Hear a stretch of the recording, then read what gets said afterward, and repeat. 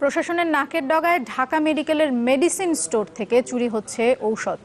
স্টোরের কর্মকর্তাদের যোগসাজশে এ কাজটি করছে ৮ থেকে ১০ জনের একটি চক্র। প্রায় প্রতিদিনই অল্প অল্প করে ঔষধ সহ বিভিন্ন দ্রব্য স্টোর থেকে নিয়ে বিক্রি করা হচ্ছে আশেপাশের ফার্মেসিতে। এমন দুটি ফার্মেসির সন্ধান পেয়েছে চ্যানেল 24। এক সপ্তাহ ধরে চালানো অনুসন্ধানে উঠে এসেছে এসব তথ্য। মোক্তার হোসেনের ক্যামেরায় রাশেদ নিজামের রিপোর্ট। ঢাকা মেডিকেল কলেজ হাসপাতালের বহির্বিভাগ, হাজারো মানুষের কোলাহলে মুখরিত এই গেটের উল্টো দিকে মেডিকেলের মেডিসিন স্টোর, যেখানে মজুদ থাকে রোগীদের জন্য বিনামূল্যে সরকারি ওষুধ। রোগীর চাহিদা আর চিকিৎসকের দেয়া স্লিপ দেখিয়ে ওষুধ মেলে এখান থেকে।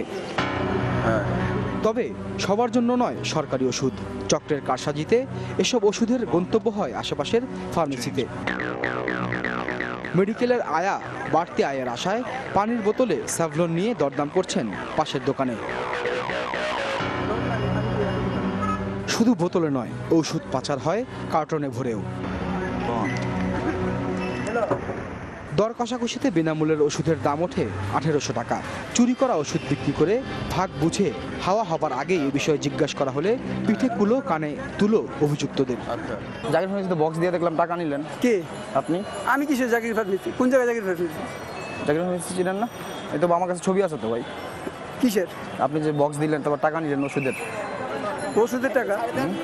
কি আজব কথা কইতেছেন? কি নাম আপনার ভাই? ভাই আপনার নামটা বলেন না। এই যে টাকা আপনারা দিল, তারপর আপনি দেখতে আসলেন, এই যে টাকা দিল। ভাঙতে চেয়েছিল, আমি ভাঙতে আমার কাছে 500 পুরা নাই, তাই আমি টাকাটা ব্যাক করে দিচ্ছি।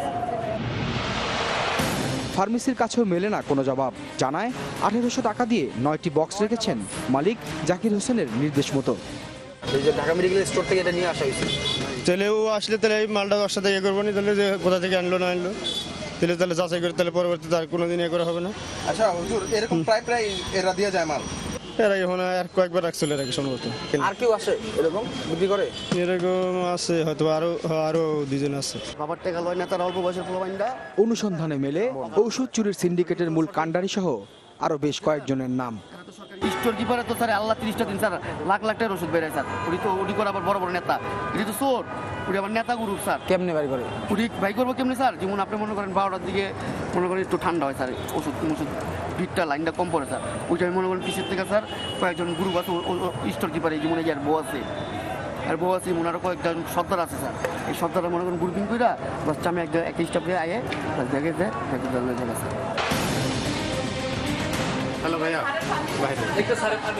অনুসন্ধানের এক পর্যায়ে বাধা আসে হাসপাতালের নিরাপত্তা কর্মীর কাছ থেকে।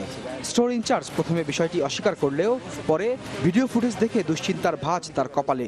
ইনসেপ্টা কোম্পানির ওষুধের বাক্স দেখা গেল স্টোরে। আচ্ছা, এটা আসলে আপনারা আসছেন ভালো, এটা হলো আমাদের যে দায়িত্ব আছে ওনার সাথে একটু কথা বলতে হবে। প্রশ্নই রয়ে যাওয়ার তো কোনো কথাই হয় না। কিভাবে গেল? তোরা ছিলেন এখানে? আপনি ছিলেন এখানে? না, প্রশ্নই হয় না। তবে স্টোর থেকে কোনো ওষুধ বা দ্রব্য বেহাত হবার কথা প্রথমে উড়িয়েই দিলেন ঢাকা মেডিকেল কলেজ হাসপাতালের পরিচালক। জানালেন নিরাপত্তার ত্রুটি থাকলে তা জোরদার করা হবে। না, এই ধরনের কিছু বাইরে যাচ্ছে বলে আমার কোনো জানা নাই। তবে আমি আপনার কথার প্রেক্ষিতে আমি আমার সিকিউরিটি টাইট করব। আমার যথেষ্ট নজরদারি আছে, তারপরেও যেহেতু আপনি বলছেন, যদি প্রমাণ দিতে পারেন অবশ্যই দায়ী ব্যক্তিদের বিরুদ্ধে যথোপযুক্ত শাস্তিমূলক ব্যবস্থা গ্রহণ করা হবে। হাসপাতালের কোনো কর্মচারী জড়িত থাকলে ব্যবস্থা নেওয়ার আশ্বাসও দিলেন মেডিকেলের পরিচালক। রাশেদ নিজাম, চ্যানেল 24, ঢাকা।